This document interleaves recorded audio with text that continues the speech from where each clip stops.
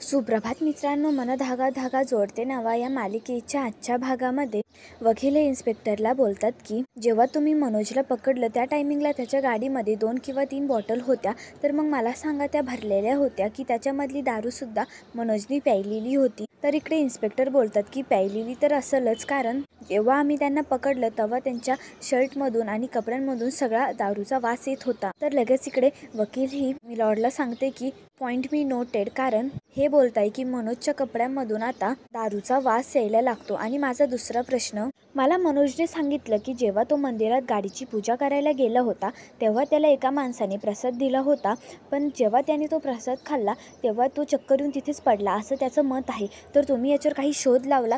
तर इकडे इन्स्पेक्टर बोलतात की हो, मी त्याच्यावर शोध लावला होता, पण जेव्हा आम्ही त्या मंदिरात गेलो आणि जसं यांनी सांगितल्याप्रमाणे आम्ही तिथे चौकशी केली त्या टायमिंगला आम्हाला असं कोणताही माणूस तिथे अडखडला नाही. तर इकडे इन्स्पेक्टर बोलतात की आणि अशी कोणतीही आम्हाला एक कंप्लेंटसुद्धा भेटली नाही की जेणेकरून हा पेढा खाल्ल्याने नाही तर प्रसाद खाल्ल्याने कोणी चक्कर येऊन पडेल म्हणून, आणि आमच्याकडं त्याच्याबद्दल माहितीसुद्धा आहे. तर लगेच इकडे वकील बोलतात की थँक्यू सो मच, आता तुम्ही येऊ शकतात. तर इकडे वकील लगेच पॉईंट नोट करायला सांगतात आणि बोलतात ज्याप्रमाणे आपण मनोजच्या बॉडीमध्ये रक्ताचे पॉईंट आणि त्याच्यामधले अल्कोहोलचे पॉईंट जे आपण काढले होते तेच पॉईंट जर आपण मिसळले तर असं सिद्ध होतं की मनोजनेच राजेंद्र दीक्षित यांना गाडी खारून नेऊन त्यांचा ॲक्सिडेंट झाला. तर इकडे ते ऐकून इकडे मालती आणि लीनाला खूप मोठा धक्का बसतो. तर इकडे मनोज हा डोक्याला हात लावतो आणि आपल्याला वैद्यकीत पण असं सिद्ध होतं की त्यांच्या बॉडीमध्ये अल्कोहोलचे प्रमाण ही जास्तच होते. आणि मनोज वर्तकांकडे एकही सुद्धा असा पुरावा नाहीये जेणेकरून ते सिद्ध करू शकतात की त्यांनी राज्याध्यक्षाचा ॲक्सिडेंट नाही केलेला म्हणून. माझी मनापासून इच्छा आहे की अशा माणसामुळे तुम्हीच बघा आता त्यांच्या घरावर किती मोठे दुःखाचं डोंगर पसरले म्हणून. आता म्हणूनच मी सांगते की अशा ज्या मनोज वर्तकांच्या माणसांसारख्यांना त्यांना रिपीट करावं आणि त्यांची सगळी बोलणी ही काढून घ्यावा पोलिसांनी, अशी माझी विनंती आहे. तर इकडे मनोजकडे काही पुरावे नसल्यामुळे इकडे कोर्ट हा सिद्ध करतो की मनोजला हे कोर्टामध्ये पोलीस कस्टडीमध्ये त्यांना दाखल करण्यात येईल म्हणून. तर इकडे ते ऐकून मनोजला खूप मोठा धक्का बसलेला असतो. 4 दिवसासाठी मनोज वर्तका यांना पोलीस स्टेशनमध्ये थांबावं लागणार आणि त्याच्यानंतर कारवाई सुरू करता येईल अशी मी ऑर्डर देतो आता, म्हणून ते बोलून इकडे कोर्ट हे संपवतो. तर इकडे कोर्ट संपल्यानंतर लीना ही आनंदीकडे येते आणि बोलते की तुला आता मनाला शांती भेटली असेल ना, खूप आनंद झाला असेल ना आतमधून. तर इकडे लीनाचं असं बोलून मालती आणि आनंदीला खूप मोठा धक्का बसतो. पण तुझं पण बरोबर आहे ना, तुझ्या भावाने तुला कधी समजूनच घेतलं नाही, तुला पण घरातनं बाहेर काढून टाकलं होतं ना, नंतर तू आज त्याच्या विरोधात उभी आहे ना. अगं तू तर तुझ्या दादा वहिनीचं सोड, पण तू तर सानवीचा सुद्धा विचार नाही केला. तिकडे कोर्टामध्ये तुझी सासू त्यांना कोर्टाची फाशीची शिक्षा मागत होती तरी देखील तू काहीच बोलली नाही. तर इकडे आनंदी काही बोलणार तेवढ्या तिकडे लीना सांगते की तुम्हाला वहिनी सुद्धा नको बोलू. तर इकडे लीना ही सार्थकला सांगते की मी तुमच्याकडे तर हात जोडले होते, रिक्वेस्ट पण केली होती तुम्हाला, तरी देखील तुम्ही माझं काही ऐकून घेतलं नाही. तुम्हाला मी कितीदा सांगितलं होतं की तुम्ही ती केस मागं घ्या, तरीसुद्धा तुम्ही नाही घेतली ती. मला सार्थक सरांच्या वागण्याचं एवढं काही परकं नाही वाटलं, कारण ते परकेच आहे माझ्यासाठी, आणि पण तू तर माझी होती ना. पण मला आता असं मान्य करावं लागेल की तू पण आमच्यासाठी परकीच निघाली. तर ते बोलून इकडे आनंदीला धक्का बसतो. तर इकडे लीना ही ठणकावून आनंदीला सांगते की मी तुला कधीच एक नंदासारखं बघितलं नाही, मी तुला कायम एक मैत्रीण मानली, पण मला आता तुझी मैत्रिणी नको आणि तू माझी नणंद पण नाही आहे. तर लगेच इकडे ते ऐकून इकडे आनंदीला खूप मोठा धक्का बसतो. तर इकडे लीना ही मालतीला घेऊन जाते. तर इकडे शलाका बोलते की एवढं मनोजला मोठी शिक्षा झाली का? तर लगेच इकडे केदार सांगतो की शिक्षा नाही झाली, फक्त त्याला अरेस्ट केलंय, बाकी काही नाही केलेलं. तर इकडे सुद्धा सांगते की हो, आणि तसं पण आता त्याला खूप शिक्षा भेटेल आणि आपल्या यांना सुद्धा खूप आता मनाची शांती भेटेल आणि त्याच्यामध्येच माझं समाधान आहे. तर इकडे वृंदा सांगते की मला एकाच गोष्टीचं वाईट वाटतंय की त्या मनोजची एवढी घाण बायको ती आपल्या आनंदीला एवढी कशी बोलू शकते. तर इकडे सुद्धा सांगते की हो ना, आणि तसं पण ती बोलली की तिने हातपाय जोडले होते सार्थक पुढे ती केस मागं घेण्यासाठी. तर इकडे शलाका सांगते अशी कशी केस मागे घेऊयात आपण, आपल्या याच्यावर एवढा मोठा दुःखाचा डोंगर कोसळलाय आणि सुधाचं आपल्या डोक्यावरचं कुंकू कायमचं निघून गेलं, ती पण माझ्यासारखीच एक विधवा झाली आणि ते बोलताय की आपण ही केस मागं घ्यावा म्हणून. त्या लीनाला बोलाव की किती तुझे हातपाय मोडले ना आणि आमच्या दारात उभी नाही राहिली तरी आम्हाला काय फरक नाही पडणार. तर इकडे सुद्धा सांगते तिने आपल्याला दोष नाही दिला, तिने आनंदीला दिला ना. तर वृंदा सांगते की मग देऊ देत ना, तसं पण आता तिला समजेल की खरे मानाने तिच्या मागे कोण उभा आहे ते. जाऊ दे, तिला पण कधीतरी असंच वागवायला हवं. इकडे सुद्धा ही वृंदाला सांगते की आज काहीतरी गोडधोड कर, कारण यांच्या आत्म्याला एक शांती भेटलीये. तर लगेच इकडे वृंदा बोलते की हो चला केदार आणि शलाका आता कामाला लागा. त्या मनोजला आता अरेस्ट केलेलंच आहे आणि त्याला शिक्षा पण भेटेल, म्हणून चला आज घरात पंचपक्वान ही बनवायलाच हवं. तर ते बोलून केदार, शलाका आणि वृंदा ही तिथनं निघून जाते. तर इकडे सार्थक हा आनंदीला पाणी प्यायला देतो. तर आनंदी बोलते की सर मी खरंच एवढी वाईट आहे का? तर सार्थक सांगतो की असं काय बोलताय तू? तर इकडे आनंदी सांगते की उगाच अण्णांनी माझं नाव आनंदी ठेवलं, कारण मी कोणालाच कधी आनंद दिला नाही. तर इकडे आनंदी बोलते की मला तर आता जगण्याची इच्छाच नाहीये, मला तर असतं मी जाऊन घेऊया आता.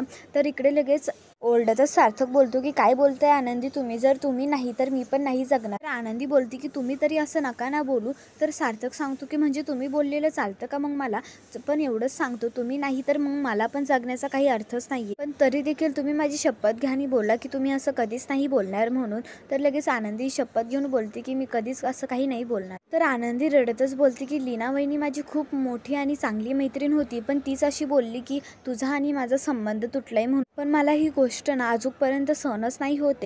तर सार्थक सांगतो की आता तुम्हीच बघा ना, जसं तुम्हाला आणि मला त्रास होतोय तसा पण त्यांना सुद्धा त्रास होत असेल ना, म्हणून जाऊ द्या, रागाच्या भरात ते सुद्धा काहीतरी बोलून गेले असते. पण जेव्हा मनोज हा कायमचा नीट सुटेल ना, तेव्हाच तो इकडे तुमच्याकडे येईल आणि सगळ्या चुकीची तो माफी मागेल. मला नक्की विश्वास आहे त्याच्यावर. अण्णा आज पहिल्यांदी माझी मैत्रीण आनंदी माझ्या विरोधात आज कोर्टामध्ये उभी होती. उलट आपणच तिला समजून घ्यावं लागेल, कारण तिच्यासाठी आपली हे दोन्ही घरे देखील इम्पॉर्टंट आहे.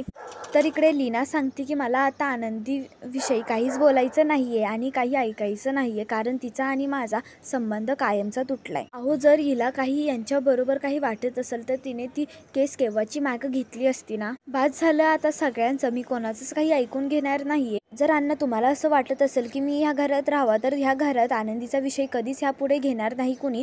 तर ते ऐकून इकडे अण्णांना खूप मोठा धक्का बसतो. तर इकडे सगळं मालती ते ऐकून लीना तिथून निघून गेल्यानंतर मालती ही अण्णांना बोलते की काय चाललंय हे आपल्या घरात. तर इकडे अण्णा सांगतात की आता म्हणजे लीनाच्या मनात सुद्धा आनंदीविषयी आता एक जागा निर्माण झाली. आता आपल्या घरात हे असं तरी का होतंय? अगं आपलं किती देखील नुकसान झालं ना, तरी देखील या सख्खी नाती जर तुटल्या ना, तर आपण तर बरबादच झालो. तर मालती यांना सांगते की पण तुम्हीच आता तिला समजून घ्या, कारण तिने स्वतः जे कोर्टात बघितलंय ना, त्यामध्ये आनंदीची देखील चूक नाहीये आणि लीनाची पण. तर इकडे अण्णा सांगतात की अगं पण ते सगळं ठीक आहे, पण जेव्हा आपल्या दुसऱ्या माणसाविषयी आपल्या मनात एक खोल जागा निर्माण झाली ना, तर ती बदलण्यासाठी एक काळ निघून जातो. तर इकडे मालती सांगते की तुम्ही नका टेन्शन घेऊ, सगळं नीट होईल, कारण आता आपल्यावर परिस्थिती जशी आहे त्याच्याबद्दल आपल्याला समजून घ्यावा लागत. तर इकडे शलाका आणि वृंदानी सगळं गोडधोड बनवलं असेल, तर तिकडे तेवढ्यात आनंदी येते. तर आनंदी सुद्धा शलाकाला घेऊन तिथे येते आणि बोलते की ये तू पण बस, घे गोडधोड खाऊन घे काहीतरी. तर इकडे लगेच आनंदी ही सुधाकडे बघते. तर सुधा सांगते की